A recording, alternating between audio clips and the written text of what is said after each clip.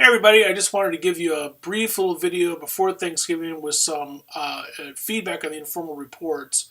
I got done looking at those earlier today and commenting on them, and so you can go look on, well, you can just go look in your Google Docs and you probably saw comments from me and from peers and things like that.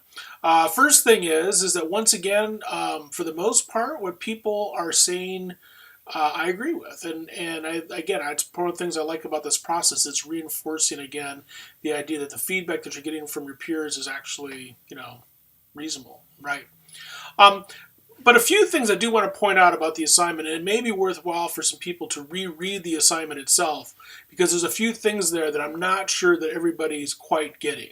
So let me just hit a couple of highlights on the assignment itself, which is actually on screen over here, which is why I keep looking this way. It's the audience for this is both me and your fellow classmates, so don't address this just to me. It should be described in the form of a memo, and I think I miscommented on some people's projects when I said, why is this in a memo? It really should be a memo as in like to 323 from your name, about the event, things like that. It basically needs to have three parts. The first part is an introduction where you say, as I say in the assignment, explains the purpose of your report, explains what the event you attended, participated in, the time, and other relevant information, things like that. So in other words, what was it, where did you go, and where, what was it? And there was a couple people who, honestly, at the end of the report, I wasn't quite sure exactly what it was. And so you want to make sure that that's clear. The second part is it involves a summary. And this is not necessarily as clear in the assignment as it perhaps should be, although I do think this is something we talked about. This needs to be essentially objective. Now, there's nothing really objective. We could talk about all that. But what I mean by that is that you should summarize what happened at the event in terms of facts on the ground, things that actually happened. So, for example, so-and-so spoke to a crowd of 150 people about such and such topic. That's a fact, okay? That's a summary of an event, something that happened at the event. So-and-so gave the most impassioned and beautiful speech about such and such, the most wonderful topic, before an audience of 150 enrapt audience members. That's a little bit more judgmental and a lot more evaluative and not just the facts. And so remember, you need to have just the facts, just the summary of that, okay? And last but not least, you need to have a conclusion. And in the conclusion, you need to make some sort of evaluation about what happened at that event. That's the part where you say, I thought this was a good event because of this, or I would recommend people go to it because of that, or some other thing like that. One other thing that came up a couple of times is the use of the word I.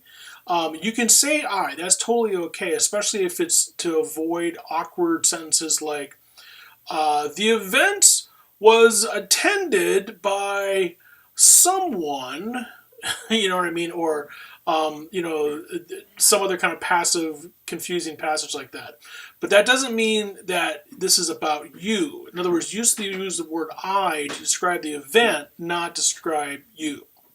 That leads me to another issue too, which is your report is about the event and not about your participation in the event. And sometimes that can be sort of a fine line. And so for some of these informative reports, it was a sort of like, this little story of like, well, I went to this thing and then I checked in there and then I did this and I went to that booth and I went to that booth. And that's not really kind of what we're after. We're after sort of a summary of the entire event. One last related kind of issue that came up a couple of times for some folks is, and again, it gets back to what you're trying to do in this. You're trying to summarize what the event was and what it was about.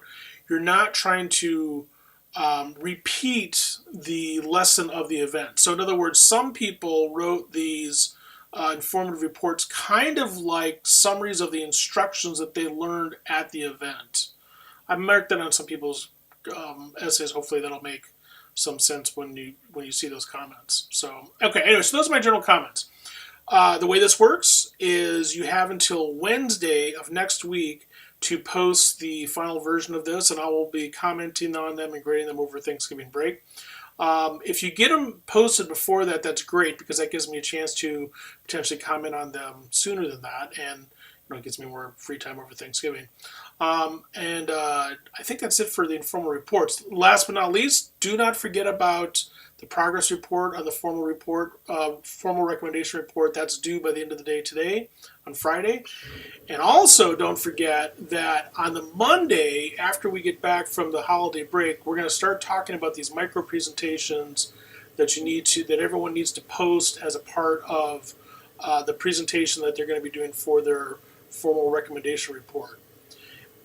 If you haven't started on this at all, or if you still have some questions about what's involved in putting that together, goodness, you need to ask as soon as you possibly can, because I'm not going to be fielding a lot of questions over Thanksgiving break, as I'm sure you can imagine. And if you wait until the Monday that it's due to start putting it together, it's probably going to be too late. So if you have any sort of technical issues or what is this supposed to look like issues or anything like that, please ask me about that now, between now and really Tuesday of next week, because that's pretty much when we're going to run out of time for it. Okay, I think that's it for now. I'll see you online, and have a good Thanksgiving.